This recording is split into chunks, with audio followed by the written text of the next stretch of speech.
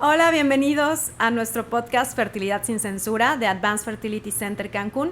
Yo soy la doctora Azul Torres, director médico, y estoy aquí con mis compañeros, el doctor Alfonso Suástegui. Hola, ¿cómo están? La doctora Esther Yune. Hola. Y el doctor Eduardo Espadas. Hola. Fertilidad sin Censura es presentado por Advanced Fertility Center Cancún. El día de hoy vamos a hablarles de la actualización médica continua 2024. Y con esta actualización queremos referirnos a todos los congresos que hemos ido y todos los temas de interés y el aprendizaje que hemos generado durante el 2024. Y pues me gustaría que aquí sean todos súper cooperativos para platicarnos las diferentes experiencias que tuvieron, ya que cada uno ha asistido a diversos congresos para mantenernos bien al día. Y bueno, pues nada, bienvenidos. Gracias. Muchas gracias. Bueno, pues me parece que el primero fue el mío, ¿no? El de Barcelona. Pues fue un congreso muy enriquecedor. Lo organizó uno de los centros más grandes de Europa, que se llama Decheus. Está en la ciudad de Barcelona. Y bueno, de hecho, por mucho tiempo fue el centro más grande del mundo en cuanto a ciclos y en cuanto a tasas de embarazo. Y bueno, afortunadamente tengo a varios amigos que han estado ahí y es un lugar impresionante. Decheus organiza cada año su propio congreso, no es tan grande como por ejemplo el de la Sociedad Europea o el de la Sociedad Americana, pero ellos mismos organizan su propio congreso trayendo a varios exponentes de la medicina reproductiva de Europa y del mundo también. Y bueno, se junta muchísimo renombre, ¿no? Muchísimo intelecto, mucha cooperación científica y bueno, estuvo muy bien. Algo que bueno, a mí me dejó con muy buen sabor de boca al terminar el congreso es ver que en México no estamos haciendo nada diferente a lo que hagan en Barcelona, en España, en Italia, en Suecia, en otros lados del mundo. Me dejó muy satisfecho ver que estamos muy a la par en muchas de las cosas que hacemos. Claro, todos los centros, todos los países tienen ciertas modificaciones a los protocolos para pues buscar hacer algo diferente, buscar enriquecer el conocimiento y bueno, claro, es lo que transmitieron en este congreso. Varias de las cosas que me gustaron mucho es que están empezando a salir protocolos de estimulación ovárica diferentes, saliéndose un poco del dogma de que tenemos que empezar las estimulaciones para fecundación in vitro en día 2 o día 3 del ciclo forzosamente. Entonces ya hay varios protocolos que hay incluso un inicio más tardío, hasta en día 7, 8 de la estimulación, lo que en otros lados llamarían una estimulación aleatoria o random start, que se utilizaba antes con fines de preservación de la fertilidad oncológica, pero ha tenido buenos resultados.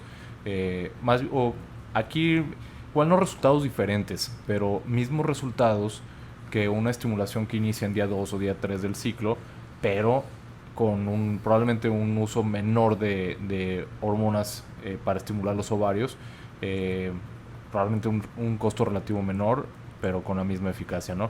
Entonces, ese tipo de diferencias abre un poco el panorama a ser más flexibles en nuestros protocolos y ofrecerle al paciente más opciones sin sacrificar la cuestión del tiempo, especialmente de las extranjeras, ¿no? Claro, siempre pensando en que nuestros pacientes tienen el tiempo medido, ¿no? Tienen que buscar el espacio entre sus vacaciones y todo, y viajando a otros países representa una ventaja enorme el poder realizar protocolos así. Claro. Pues también tuve oportunidad de hablar con grandes nombres de la medicina reproductiva, con Nicolás Polizos, que es la cabeza ahorita de Decheus, que es un tipazo, es un genio y habla 7, 8 idiomas fluidos. Y bueno, él está haciendo muchísima investigación en cuanto a medicina reproductiva y bueno, está muy abierto a la cooperación internacional. Con también personas como Buenaventura Coroleu, que pues desde que empecé yo mi formación en reproducción, los primeros artículos que leía eran de él. Juancho García Velasco también está en el IBI de Madrid. Entonces, pues viendo experiencia de cada uno de los centros, preguntarles cómo hacen X protocolo, algún procedimiento. Entonces, eso es lo que realmente me traigo, ver que pues no le pedimos nada a otros lados del mundo. Entonces, que México está muy, muy a la par en cuanto a medicina reproductiva de calidad. Excelente. Sí, claro, y aquí también en la clínica. Claro. Siento que hemos ido perfeccionando algunas cosas o mejorando, introduciendo protocolos, introduciendo estrategias, estos add-ons que a lo mejor han ido evolucionando la manera en que los recibimos o que los entendemos, porque también nos hemos dado cuenta de que tienen menos o más influencia y podemos ir descartando lo que vemos ya que científicamente no funciona y podemos ir absorbiendo lo que empieza a tener más valor, ¿no? Claro, quedarnos con lo que tenga un impacto positivo más importante para los pacientes. Excelente. Muchas gracias, doctor. Doctora, platícanos un poquito.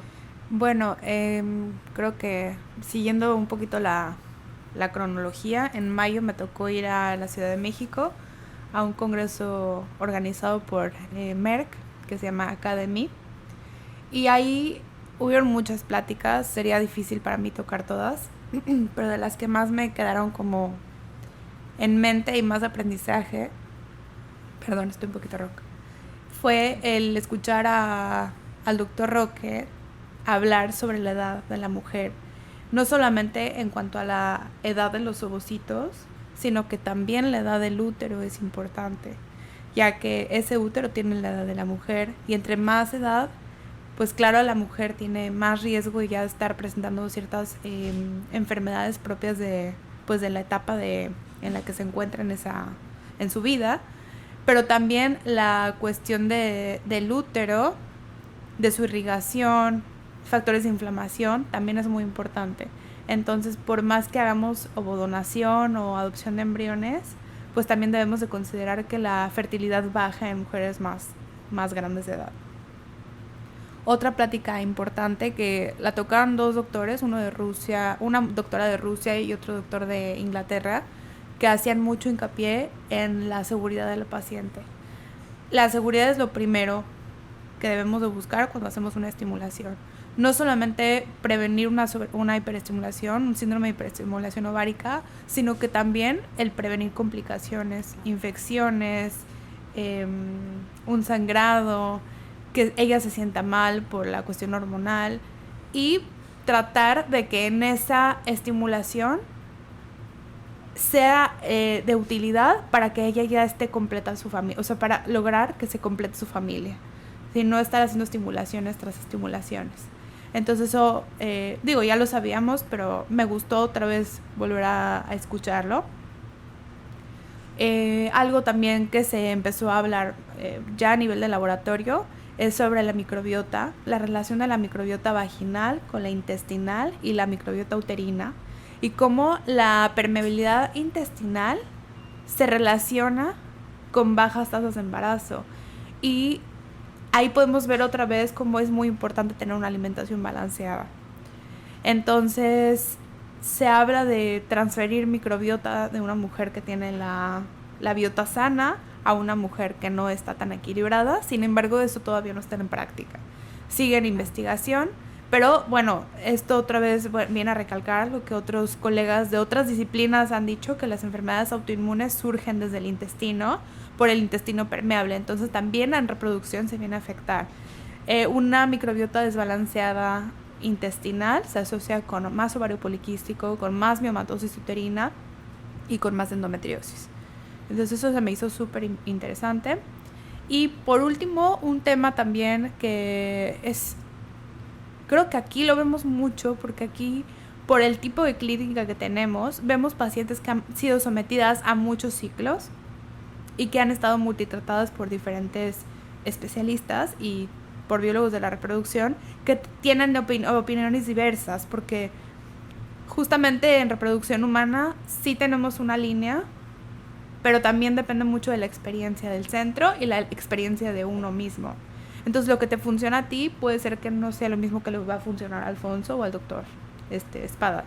Entonces ese tema era la falla repetida de la implantación, y nos comentaba el doctor, que viene de Grecia pero trabaja creo que en Australia, Él comenta que no hay como tal una definición de falla repetida de la implantación, que el número no está homogeneizado, no se dice si es 2 o 3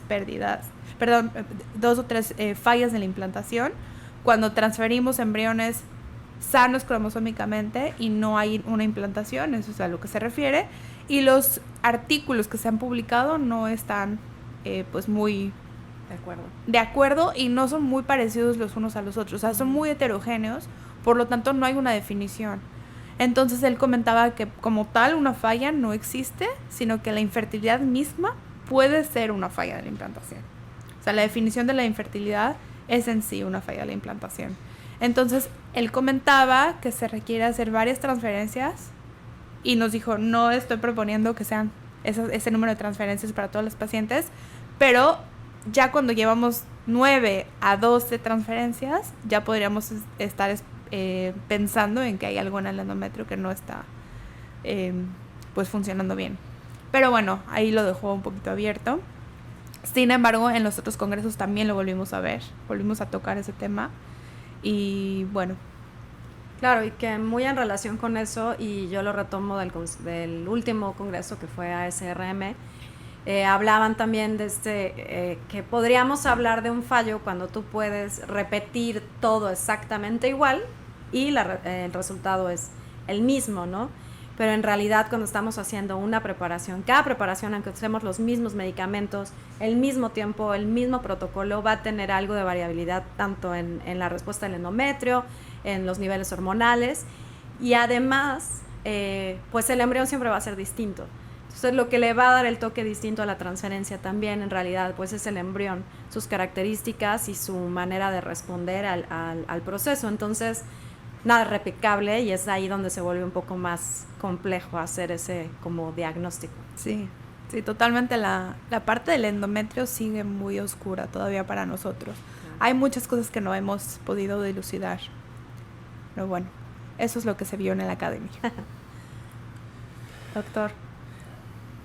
Bueno, yo hablaré de mi experiencia en Mérida. Yo pienso siempre que la actualización médica de asistir a congresos es sumamente importante para nosotros. No solamente estamos constantemente pues, leyendo libros, revistas y demás, pero el asistir a un congreso nos permite estar en contacto con las personas que están haciendo la investigación actualmente en algunas ocasiones y preguntarles directamente acerca de los temas que actualmente nos dan curiosidad o que queremos saber acerca de para mejorar nuestra práctica diaria. El congreso que asistir en Mérida se llamó Diálogos en Reproducción y con debates en reproducción, y se llama debates precisamente porque se habló de temas controvertidos en donde todavía no se ponen de acuerdo los investigadores, y bueno, se hace un intento de poner a dos investigadores que opinan en forma diferente y que hablen acerca del tema del que están investigando o del que estudiaron y podamos hacerles preguntas y tengamos respuestas acerca, o intentamos acercarnos a la respuesta acerca de un problema determinado. Y por ejemplo, se hablaba, por decir una cosa, de las dosis de progesterona que son necesarias para después poder transferir un embrión y que tengamos unos mejores resultados. Sé qué niveles hormonales debe de tener la mujer en ese momento la transferencia, que algunos dicen que es importante, otros que no. Bueno, ya sabemos que sí tiene cierta importancia que hormonalmente estén en condiciones adecuadas. Se habló mucho acerca del ovario poliquístico y de los tratamientos que se ocupan actualmente para esto. Sigue siendo el mejor tratamiento para ese tipo de problemas, pues obviamente una buena alimentación y ejercicio. De hecho, en casi todos los temas de infertilidad, como en otras áreas, ya sea en cuestiones en los cirujanos, los médicos internistas, los nutrólogos, están haciendo mucho énfasis en eso y en algo que ya sabíamos. Por ejemplo, escuchemos siempre un dicho que dice, somos lo que comemos, y efectivamente, a final de cuentas, una nutrición adecuada, una nutrición balanceada, con las calorías que deben de ser para nuestro tamaño, para nuestra estatura, para nuestras características, bien, siempre va a mejorar nuestra salud, no solamente nuestra salud en general, sino obviamente el mejorar toda nuestra salud, la salud reproductiva. Las posibilidades de embarazo van a ser mayores, las probabilidades de infertilidad van a ser menores. Muchas de las situaciones que tenemos actualmente, por ejemplo la obesidad, la hipertensión, la diabetes que van en incremento, se deben a una mala alimentación y a un estilo de vida no saludable, o sea, la falta de ejercicio. Entonces, pues actualmente se está regresando a esas bases antiguas, a mejorar nuestra alimentación, a mejorar nuestra salud, nuestro estilo de vida, y con eso obviamente vamos a necesitar mucho menos complementos alimenticios y las probabilidades de embarazo, así como de mejorar nuestra salud, van a ser mucho más importantes, van a incrementarse. Y bueno, de los probióticos famosos que pues también se están comenzando a utilizar e investigar para mejorar en diferentes áreas, también en ovario poliquístico, en la cuestión para el tratamiento de la obesidad, para el tratamiento a futuro. Si nosotros corregimos en cualquier persona, por ejemplo, que se quiere embarazar, ya sea que sea infértil o no, comenzamos a verla 3 o 4 meses antes del embarazo y corregimos esos problemas alimenticios, mejoramos, se intenta mejorar el estado de salud, bien, la probabilidad de tener un embarazo va a ser mayor, pero además de que esos hijos que van a tener en un futuro sean sanos, que eviten los problemas a los que estamos sometidos nosotros actualmente, como diabetes y hipertensión, van a ser menores. Entonces, pues la recomendación siempre es que toda mujer que desee embarazarse acude a consulta cuando menos 3 meses antes. Pero lo ideal sería que desde que tienen una pareja y están pensando en lograr el embarazo, en ese momento es que acuden a revisión ginecológica y el ginecólogo ya esté pendiente de ir dándole la consejería necesaria para que en un futuro, cuando esta mujer quiere embarazarse, pues las probabilidades de embarazo sean mayores y las probabilidades de tener un bebé sano a término sean mejores. Y sobre todo, que esos niños a futuro sean sanos y disminuyan también esos problemas de infertilidad que actualmente van en aumento. Si no corregimos desde ahora, pues no vamos a poder, a futuro vamos a seguir teniendo estos problemas cada vez en mayor cantidad. Entonces, bien, todo eso está incluido en lo que se llama epigenética. En la epigenética es el estudio de esos factores que podemos corregir para mejorar la salud a futuro. Entonces, como ven, es muy interesante esto que está viendo, las investigaciones que se están haciendo actualmente y a dónde va a llegar la medicina. Siempre se ha pensado que lo mejor es una medicina preventiva y ahora sabemos que estamos en lo correcto. Claro, si ya tenemos el problema encima hay que corregirlo, pero si podemos corregirlo desde antes va a ser aún mejor. Y para poderlo corregir, pues hay que tener el conocimiento al respecto. Bueno. Sí, excelente, doctor. La realidad es que sí, siento que de pronto la medicina, sobre todo en la medicina de fertilidad, pasa un montón, se vuelve, en vez de preventiva o de planeación, como correctiva o con la idea de curación. Y siento que sí hay que recuperar esa perspectiva de tener tanto una medicina más holística como más enfocada en la salud general, en retomar, ¿no?, una alimentación balanceada, una alimentación más orgánica, más natural, sin tantos conservadores que son disruptores, ¿no? Y sin tantas cosas que nos afectan, la comida rápida, las grasas súper fritas o cosas así, que realmente sí llegan a afectar de una manera profunda, no nada más la fertilidad, sino otros aspectos de la vida, que también uno dice, bueno, corregimos la fertilidad y llega una mujer de edad avanzada, por ejemplo, que tiene un bebé o que va a hacer un tratamiento de fertilidad, pero si no ha corregido su vida y no ha corregido su salud, entonces ese bebé, ¿qué expectativa tiene de tener a su madre hasta una edad suficiente como para ser independiente, también, ¿no? Y también de perpetuar en ese Exacto. bebé, en ese futuro ser humano, de perpetuar esos hábitos. Claro. Entonces creo que sí es muy importante lo que dice el doctor, porque la consulta de consejería yo creo que es más para cambio de hábitos. O sea, para ver qué hábitos puedes tú modificar y adoptes nuevos hábitos, porque tu hijo no va a hacer lo que tú le dices que haga, va a hacer lo que tú haces. ¿no? O sea, enseña más el Claro. ejemplo. ¿Cómo le vas a decir que se cuide, ¿no? Que haga ejercicio si tú no mueves un dedo? Pues creo que es eso. Es muy, muy, muy interesante. Tiene toda la razón. Sí, también esta parte de reestructurar todos los suplementos que se toman, ¿no? Que de pronto hay personas que se toman 25 suplementos diferentes, que unos traen lo mismo que los otros, o que ya ni siquiera saben qué están consumiendo, solamente lo escucharon por ahí, lo leyeron por allá, o a alguien le sobraron y se los pasó porque los estaba tomando, y a veces contienen sustancias que, si bien no en todos los casos van a llegar a ser dañinas tal vez, o van a llegar a afectar negativamente, como algunas cosas que sí en exceso podrían afectar, como el ginseng, como ciertas sustancias que pueden ser muy positivas en algún momento en bajas cantidades, pero pueden llegar a ser negativas, pues habrán muchos otros que nada más sea una pérdida de dinero y de energía de estar consumiendo porque no las necesitan realmente, ¿no? Entonces, sí creo que también es importante como redefinir eso de los suplementos y realmente compartir con los pacientes qué es lo que tienen que tomar forzosamente, como el ácido fólico o cosas así, que en realidad si todos tomáramos ácido fólico a todos nos caería bien, aunque no estemos buscando el embarazo, pero también algunas otras cosas que, bueno, no nos van a funcionar a todos porque no tenemos un problema enfocado en eso, Y ¿no? es mucho de modas. Sí. ¿No? Es que a mi vecina se tomó eso y se embarazó, entonces lo hago yo igual. Y creo que no va por ahí. Radica en que estamos en la etapa, en una época de personalizar la medicina. Sí. Me dicen, ¿cuál es el mejor suplemento? ¿Mejor para quién? No hay uno no hay uno mejor que otro, es cuál es mejor para ti. Y eso es el punto, ¿no? O sea, que te pones a revisar la evidencia y creo que ni la evidencia misma es conclusiva. es concluyente de cuál es la que sí. De hecho, para los hombres igual. Cuando yo me he sentado a buscar cuáles son los suplementos que mejoran la calidad, no hay uno que diga, parece que sí, bueno, el zinc, el selenio, sí, pero no dicen las dosis puntuales, no dicen en qué cantidad, perdón, por cuánto tiempo y quién sí, quién no.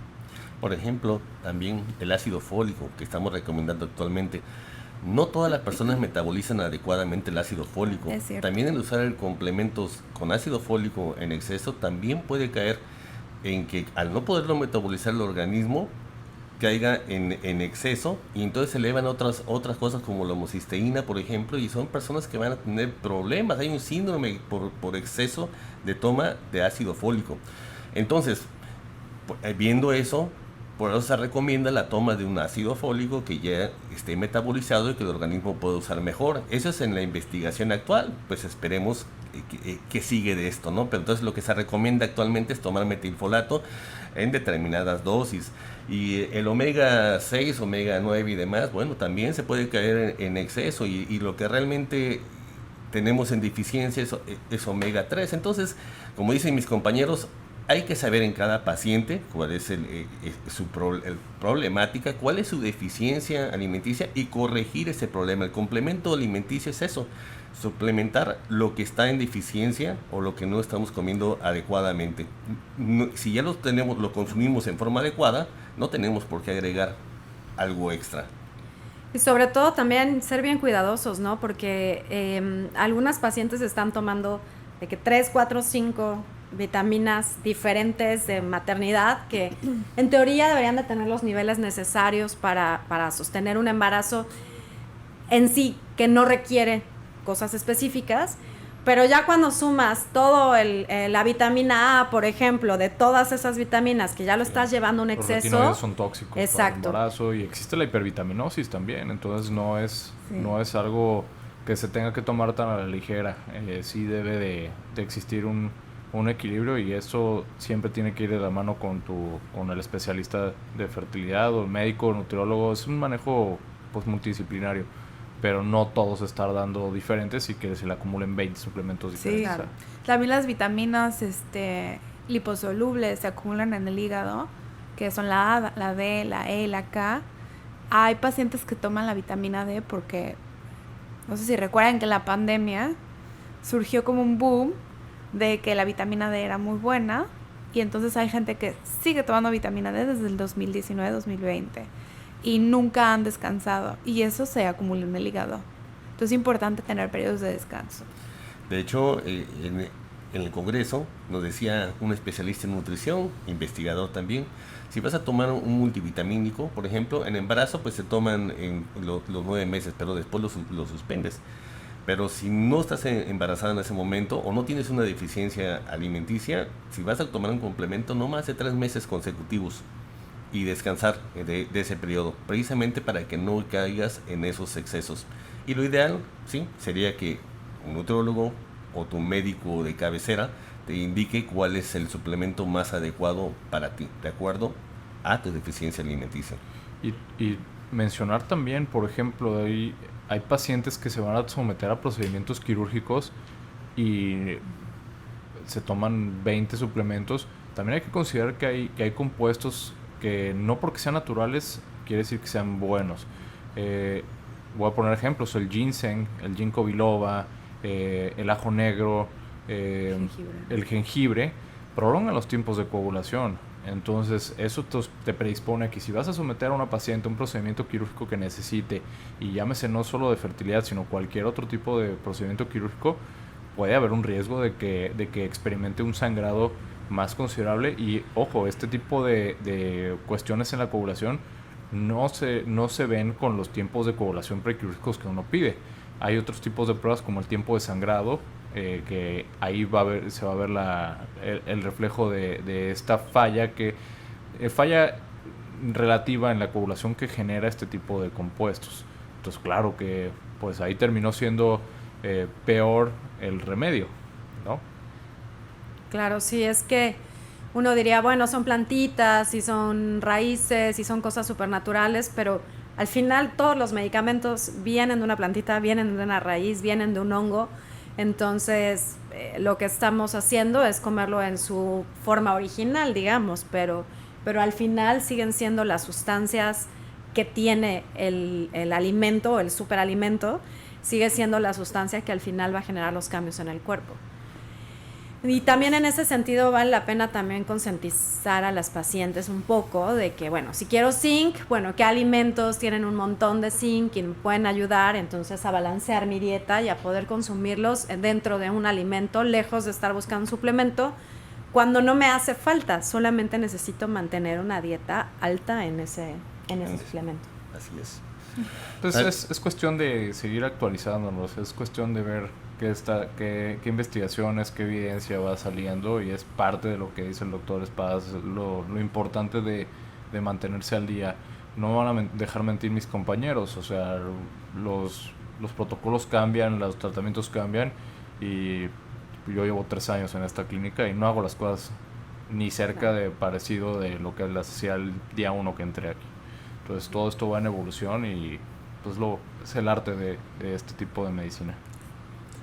Así es, lo que es cierto hoy, no sabemos si va a ser cierto mañana, por eso hay que estar pendiente de las nuevas investigaciones, de los estudios a largo plazo, y sobre todo recordar que su médico generalmente, cuando hablamos de estos suplementos o de alimentos y demás, ya leímos investigaciones que se hicieron en no una, ni 10, ni 100, sino en miles de pacientes, y ya sabemos cuáles son los resultados, incluso de los medicamentos. Hay medicamentos que comenzaron siendo muy, muy buenos, y con el tiempo se vio que tenían efectos secundarios que no esperábamos. Entonces hay que recordar ejemplos tan importantes como la talidomida, que surgió como un medicamento que se usaba para las náuseas del embarazo. En su momento fue la panacea, se pueden todas las embarazadas para evitar las náuseas, y después se encontró que causaba malformaciones en el feto. Entonces siempre tenemos que estar bien pendientes de cuáles son los resultados de esto, no solamente en una paciente, sino en muchas de las investigaciones que se están haciendo al respecto, porque una vez que sale un medicamento no termina ahí, se sigue la investigación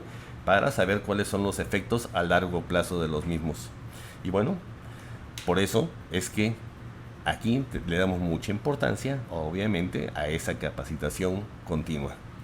Sí, un poquito retomando esa parte de cómo es la suma de las experiencias de todos los pacientes, un poco esto, la medicina basada en evidencia. Es mucho lo que observamos ahora también en ESHRE, que es la conferencia de la Sociedad Europea. Hubo mucho de esto, ¿no? De hablar de esto, de cómo tenemos ahorita número impresionante de estudios, sobre todo en la parte genética, en la parte de microbioma, en la parte de estudios de cromosomas de los pacientes, en todo esto que ya implica un nivel muy avanzado de ciencia, ¿no? De ciencia genética. Y no tenemos todavía una indicación o un uso completamente entendido, porque han sido tan pocos los estudios que se han realizado, hay tan poca población que pueda analizarse, que realmente su significado clínico todavía no lo tenemos bien definido. Yo creo que uno de los mejores ejemplos es el de la microbioma, que ya lo hablábamos, porque al final de cuentas todos tenemos microorganismos súper diferentes en el cuerpo, y para saber qué es lo normal o qué es lo que para ti es normal, necesitaríamos analizar millones de muestras para siquiera tener una orientación.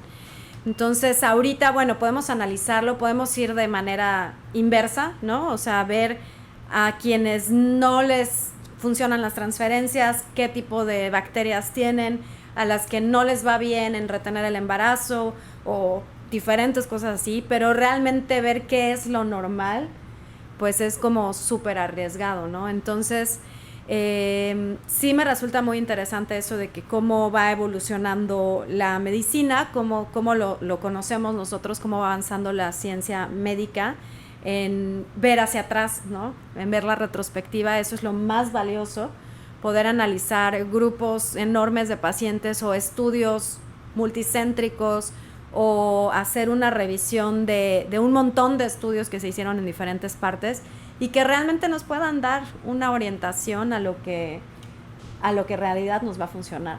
Así es, de acuerdo.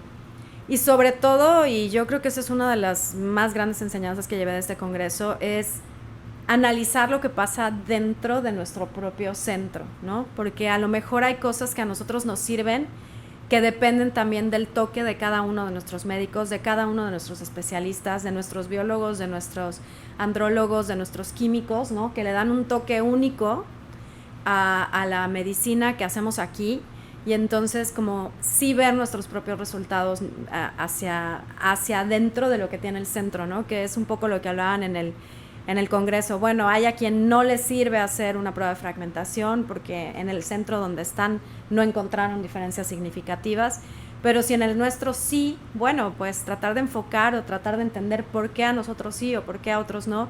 Y ahí es donde viene lo maravilloso de la fertilidad y de toda esta variabilidad de procesos, de protocolos, que como bien lo mencionaba el doctor Suástegui, pues cada centro va haciendo su propia personalización de las cosas para siempre buscando el mejor resultado para los pacientes. Así es. Bueno, pues muchísimas gracias, doctores. Sí, ha sido muy interesante, el año ha sido muy lleno de experiencias para todos. Va a seguir siendo, vamos a seguir creciendo, yendo a diferentes congresos para seguir capacitándonos, actualizándonos, porque bueno, esto un año para otro podemos encontrar cosas completamente distintas y mucho aprendizaje siempre. Les agradezco mucho, doctor Alfonso Suástegui. Muchas gracias. Doctora Esther Iyune. Muchas gracias. Y doctor Eduardo Espadas. Muchas gracias. Esto fue Fertilidad sin Censura. Hasta la próxima. Fertilidad sin Censura es presentado por Advanced Fertility Center Cancún.